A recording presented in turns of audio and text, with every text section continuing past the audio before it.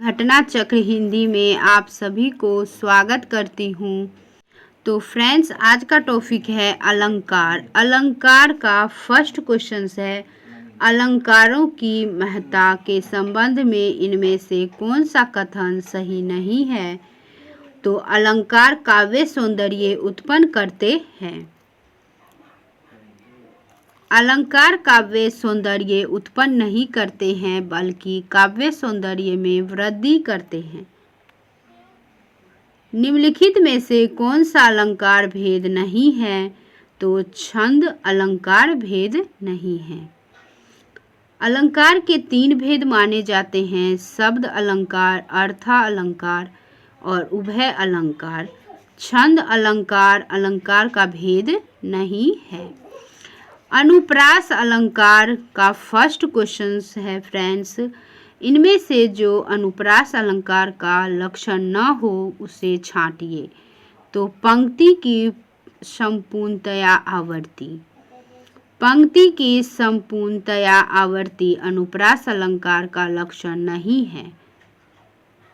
Next question है, सो सुख सुजस सुलभ मोही स्वामी में कौन सा अलंकार है? तो अनुप्रास अलंकार है। अनुप्रास शब्द अनु तथा प्रास शब्दों से मिलकर बना है।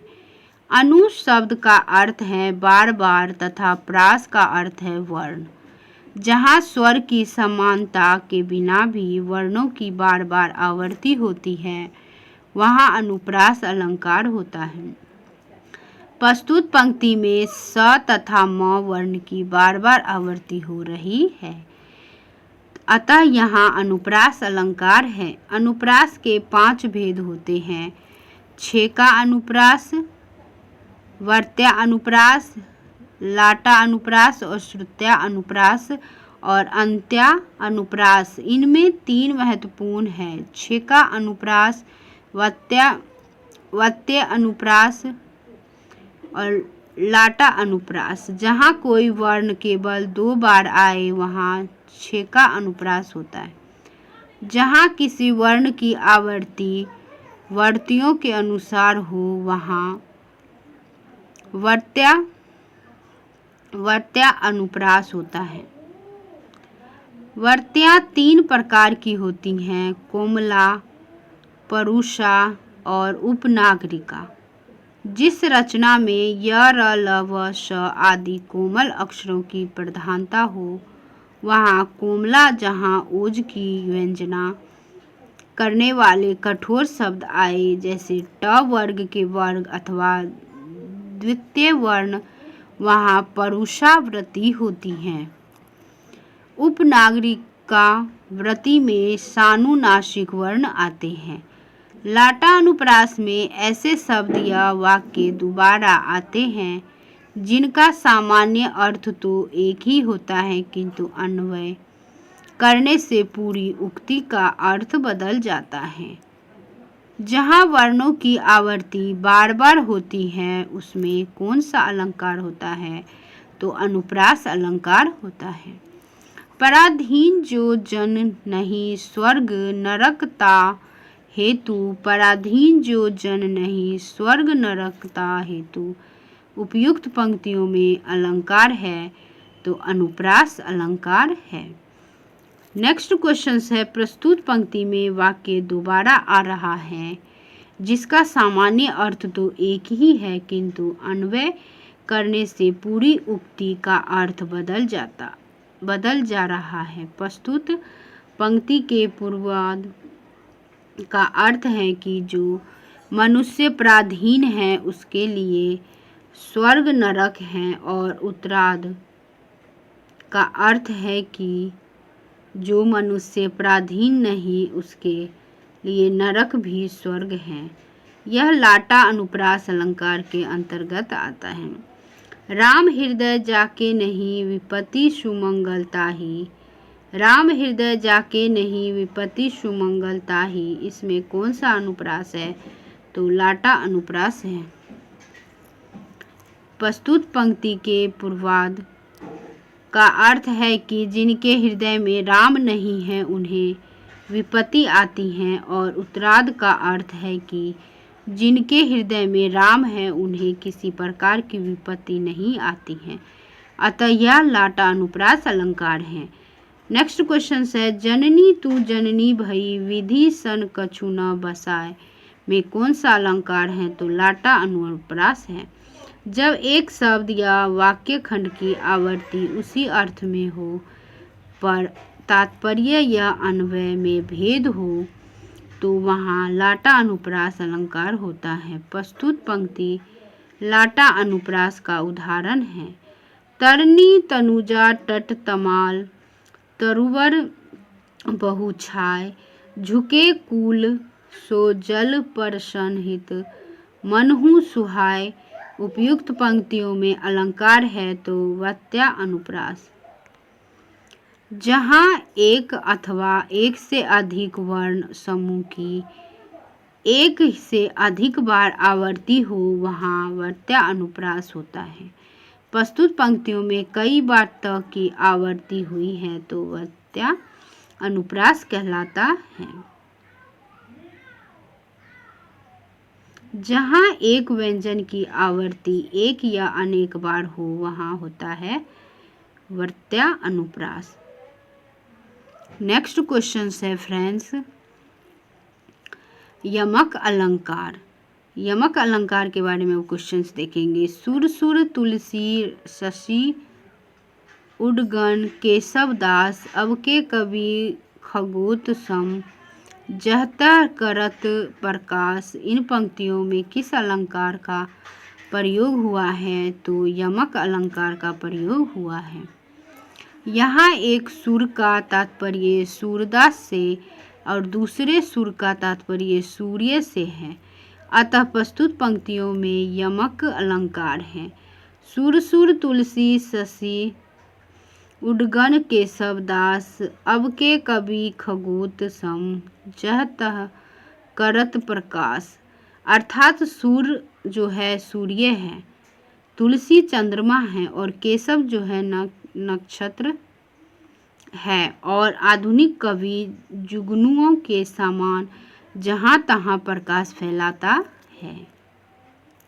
नेक्स्ट क्वेश्चन है, कनक कनक ते सो गुनी मादकता अधिकाय में कौन सा अलंकार है? तो यमक अलंकार। प्रस्तुत पंक्ति में कनक शब्द दो बार आया है। दोनों का अर्थ अलग अलग है। पहले शब्द का अर्थ है धतूरा और दूसरे शब्द का अर्थ है सोना।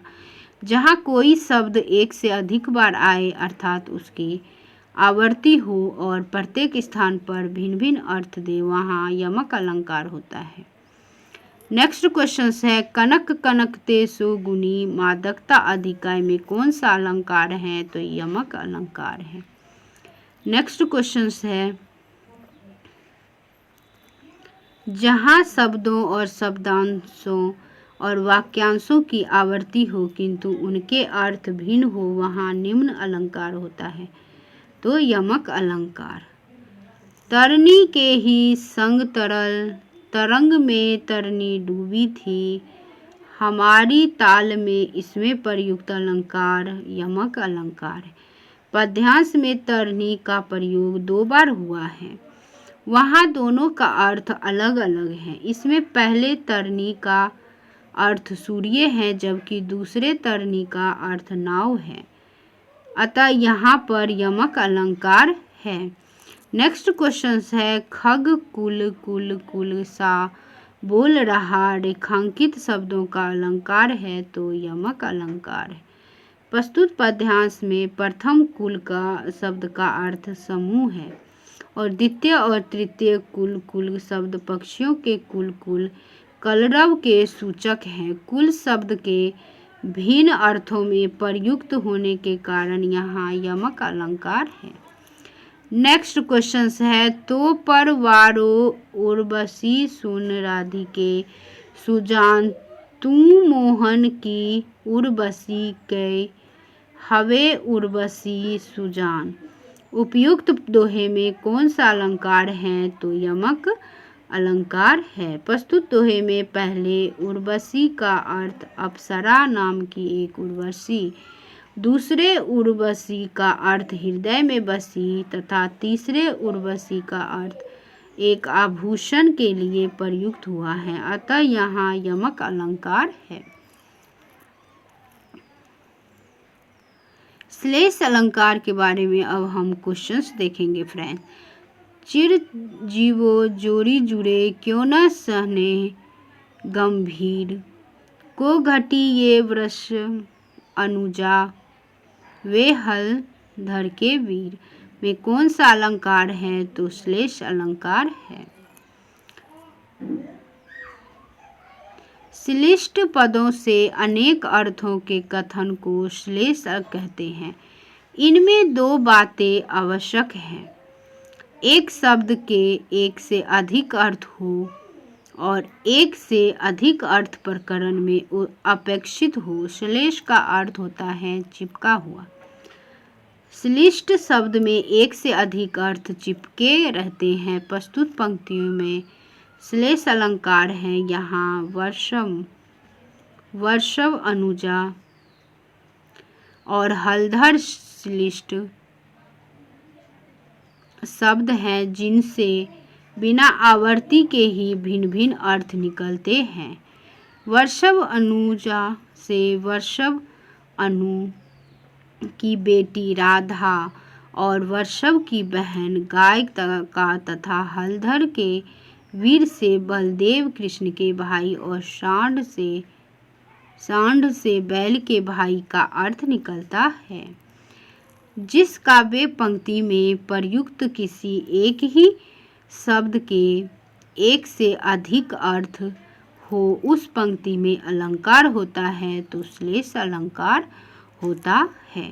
श्लेष अलंकार होता है तो शब्द अलंकार में जहाँ शब्दों के कारण कविता में सौंदर्य या चमत्कार आ जाता है उसे शब्दालंकार कहते हैं। इनमें अनुप्रास, यमक, श्लेष और वक्रोक्ति प्रमुख अलंकार हैं। निम्न अंकित पंक्तियों में प्रयुक्त अलंकार बताइए। रनित भृंग घंटावली झरित तान मधुनीर, मंद मंद आवत चलियो कुजरू कुंज समीर। तो इसमें श्लेष अलंकार है। उपयुक्त पंक्ति में श्लेष अलंकार है जब वाक्य में एक शब्द एक बार प्रयोग हो और उसका अर्थ भिन्न भिन्न हो, वहाँ श्लेष अलंकार होता है। प्रस्तुत पंक्तियाँ बिहारी द्वारा रचित हैं। यहाँ समीर का हो अर्थ दो अर्थ हैं। पहले समीर शब्द का अर्थ मस्त हाथी, दूसरे समीर शब्द का अर्थ कुंज में प्रवाहित मंद वायु। अजो तर यो ना ही रहियो श्रुति सेवत एक रंग में अलंकार है श्लेष। तरियोना पार न लगना के टुकड़े करके भिन्न भिन्न अर्थ निकाले गए हैं, अतः यहाँ श्लेष अलंकार है। रूपक अलंकार निम्न में से कौन अर्थालंकार है? तो रूपक अलंकार है। जहाँ अर्थ के माध्यम से काव्य में चमत्कार उत्पन्न होता है वहाँ अर्थालंकार होता है, जिसमें उपमा, रूपक, उत्प्रेक्षा और दृष्टांत, संदेह, अतिशयोक्ति, प्रतीप, भ्रांति, मान और दीपक, व्यतिरेक, अपभूति, अन्वय, उल्लेख, मानवीकरण इत्यादि अलंकार है।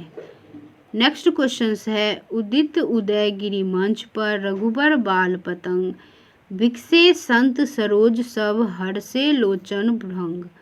उपयुक्त पंक्तियों में कौन सा अलंकार है? तो रूपक अलंकार है। जहाँ उपमेय को उपमान के रूप में दिखाया जाए वहाँ रूपक अलंकार होता है। रूपक के तीन भेद होते हैं, निरंग, साग और परम्परित। निरंग में केवल उपमेय और उपमान का अभेद हो रहता है। जहाँ उपमेय में उपमान के अंगों का भी आरोप हो वहाँ साग रूपक होता है। परम्परित रूपक में एक रूपक के द्वारा दूसरे रूपक की पुष्टि होती है। उपयुक्त पंक्तियों में साग रूपक अलंकार हैं। प्रस्तुत पंक्तियों में जनक सभा में रखे गए धनुष का वर्णन है जिसे तोड़ने के लिए श्री राम मंच पर चढ़ गए हैं। इसमें मंच रघुबर, राम, संत लोचन, नेत्र, उपमेय और उपमान, उदयगिरी, बाल पतंग का मतलब सूर्य और सरोज और भृंग भंवर उपमान है। नेक्स्ट क्वेश्चन है फ्रेंड्स, उदित उदयगिरी मंच पर रघुबर बाल पतंग में कौन सा अलंकार है? तो रूपक अलंकार है। चरण कमल बंदो हरिराई में कौन सा अलंकार है? तो रूपक अलंकार है। प्रस्तुत पंक्तियों में रूपक अलंकार, इस पंक्ति का अर्थ है कमल रूपी चरण वाले हरि की मैं वंदना करता हूँ।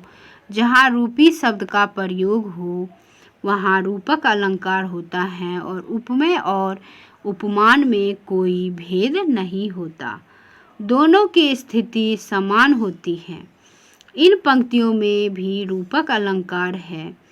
तो मैया मैं तो चंद्र खिलौना लेहू, पायो जी मैंने राम रतन धन पायो, आए महंत वसंत, तुलसी मन मंदिर में बिहरे। नेक्स्ट क्वेश्चन है फ्रेंड्स, चरण कमल बंदो हरि राई में कौन सा अलंकार है? तो रूपक अलंकार है। मुख रूपी चांद पर राहु भी धोखा खा गए पंक्तियों में अलंकार है तो रूपक अलंकार है। जिस काव्य पंक्ति या वाक्य में उपमेय पर उपमान का आरोप किया जाए उस अलंकार को रूपक कहा जाता है, यानी उपमेय उपमान में कोई अंतर न दिखाई पड़े। प्रस्तुत पंक्तियों में इसी का वर्णन किया गया है। वीडियो देखने के लिए friends thank you so much.